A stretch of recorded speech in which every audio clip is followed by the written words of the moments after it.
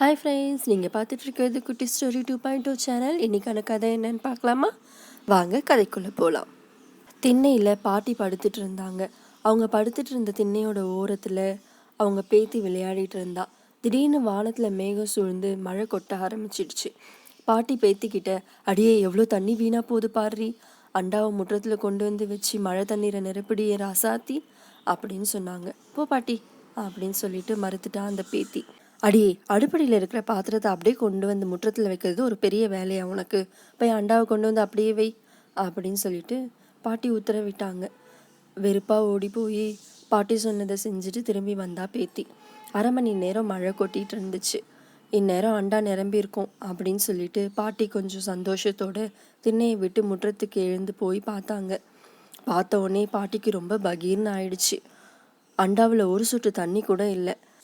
அப்படியே கொண்டு வந்து முற்றத்தில் வெயின்னு பாட்டி சொன்னதை வேதவாக்கா எடுத்துட்டு கழுவி கவிழ்த்து வச்சு அந்த அண்டாவை கவிழ்த்த மாதிரியே கொண்டு வந்து மழையில் வச்சுட்டா பேத்தி. மழை என்னமோ வஞ்சனம் இல்லாமல் எல்லாருக்கும் தான் பெஞ்சுது. ஆனால் பாத்திரம் கவிழ்ந்துட்டு தண்ணீரை தான் ஏற்றுக்க மறுத்துடுச்சு. கடவுளோட அருளும் அப்படிதாங்க. மழை எப்படி வஞ்சனம் இல்லாமல் எல்லாருக்கும் பெய்யுதோ அதுபோல் கடவுளோட அருளும் வஞ்சனம் இல்லாமல் எல்லாருக்கும் தான் கிடைக்கிது.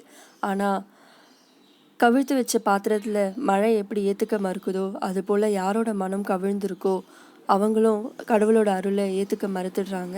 திறந்த மனசோட பிரபஞ்சத்தோட தொடர்பு வச்சுக்கிட்டோன்னா பஞ்சபூதங்களும் நமக்கு சாதகமானவை தான் அப்படின்னு சொல்கிறாங்க. எண்ணம் எப்படி இருக்கோ அதுபோல தான் நம்மளோட வாழ்க்கையும் அமையும். நன்றி. நாளை வேறொரு கதையுடன் சந்திப்போம்.